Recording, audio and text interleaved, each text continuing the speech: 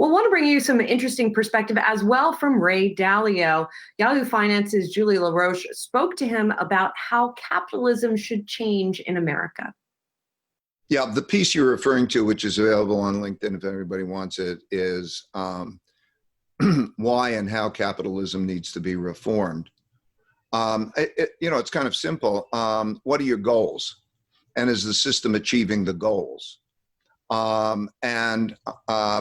I don't know that we could agree on our goals, but I would say the American dream, as I grew up and really believed in and benefited from, was the idea of equal opportunity.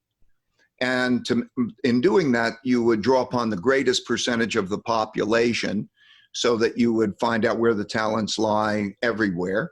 And also the people would believe the system is fair. And so I believe when I look at that, I think the system is broken. I believe in capitalism, but the nature of capitalism in various ways can produce these disparities that has to be dealt with. So education is a good example. As you point out, my wife and I, and particularly my wife, sees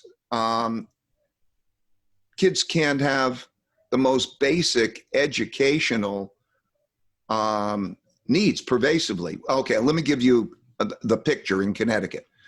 Connecticut is the richest state in the country, and it has the largest wealth gap, and wealth is concentrated in a small percentage of the population relative to the whole. 22% of the high school students in Connecticut are either disengaged or disconnected. Disengaged means that they have an absentee rate which is greater than 25% and they're failing their classes. Or disconnected means they don't come to school, they're out of school, they don't know where they are. 22% of the high school students. Where are those high school students going to be like? What kind of citizens are they going to be? Are they going to be net contributors, or are they not going to be a net deficit? And is that fair? Okay. Education. We were in a situation where COVID makes clear that they didn't have computers. So we had to, and the state didn't have the money for buying the computers.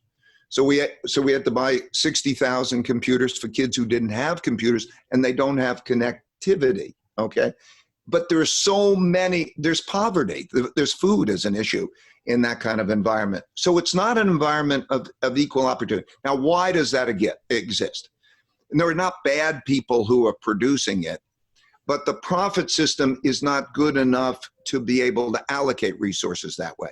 In other words, not everything's going to be able to be achieved by profit. For example, profit pursuit is logically, and for the efficiency of the whole system, going to replace people in jobs. And so it contributes to the wealth gap.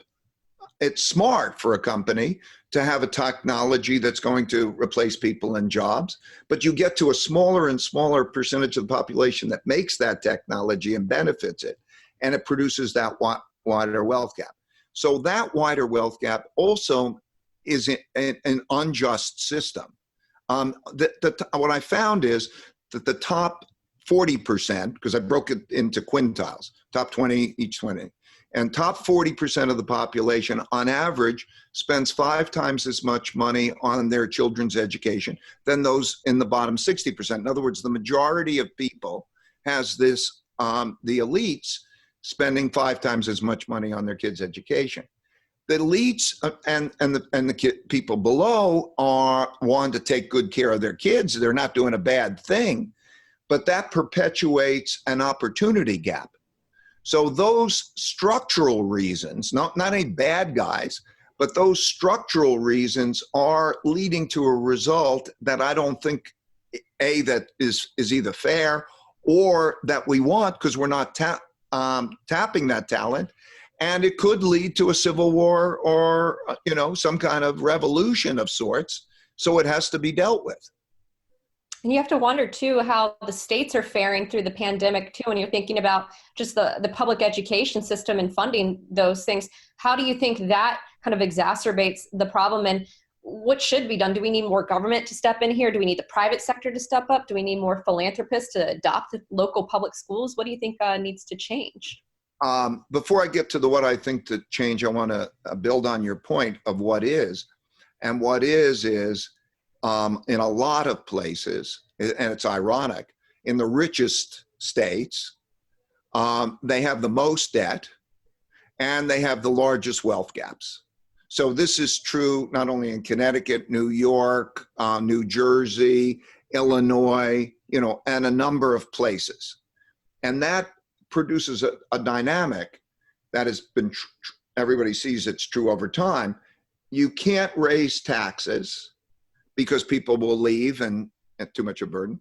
And you can't lower spending because it's inhumane for those other people. And when you have a large debt and you have a large wealth gap and you have a downturn, you have a conflict. You've got a real problem. The United States as a whole has that issue, but the Federal Reserve bridges the gap by buying the money, but printing the money and buying that gap, buying that debt. I think at the end of the day, the question will have to arise, will they have to do it? How will that question be dealt with? Because it, at the state level or the local level, because it exemplifies what happens when the debt can't be purchased. And then, so I think we're in an era of a lot of monetization. Unfortunately, these all reach a point where it's an intolerable crisis. And then extraordinary measures come. And so I think that the path will look something like that. So what does that mean for my generation? I'm a millennial. My generation, I guess we're becoming the parents of today, and younger generations, we're going to be the ones that have to really deal with the consequences here. What do you think the world looks like that we ultimately inherit? Well, again, I think you have to be savvy of what that whole cycle is like. That's one of the reasons I wrote that LinkedIn piece. So the changing world order on LinkedIn, if you see it, because otherwise you'll be surprised by it, I think. But I would say when you're looking at that, it comes back to the same fundamentals. Educate your children well. Teach them self-discipline, character, civility, those things, to be strong. Teach them then to be open-minded, to go to read history or to hear from other people. Teach them to be strong. Those are the things that you can give. And yeah, don't be naive. Don't be blind to think that just the experiences that you've had are all you need. The future will be very different than your past because of the way these things go in cycles. The funny thing, I think most everybody expects the future to be a modified version of the present or what they've recently experienced. And more often than not, it's more the opposite than similar. In fact, if you take every decade, the 1920s, the 30s were the opposite. 1930s, the 40s were the opposite, more opposite than similar. And you take every decade and it's more opposites than similar. So open the mind to that. Strong character, well-educated, those are the things at the end of the day that will serve you well. Mm-hmm. I just want to read something that you wrote because it stayed with me. You said, quote, "We are like ants preoccupied with our jobs of carrying crumbs in our minuscule lifetimes instead of having broader perspectives of big picture patterns and cycles, the important interrelated things driving them and where we are within the cycles and what's likely to transpire." And of course, I think later in the piece, you even said that you're even just beginning to put together the crumbs, the picture here, and you don't have all the answers, of course, and no one really does. But I guess kind of to round it out here, what do you say? I guess you were kind of outlining what our world might look like, but if you could narrow it down to one thing, what would be the biggest issue that we need to tackle first? Well, of course, the biggest issue goes back to one's approach to life. It depends on what level you want me to answer the question. But the biggest issue is be radically open-minded. You have to make your own decisions, and you have to make them well by taking in well, not by being closed-minded.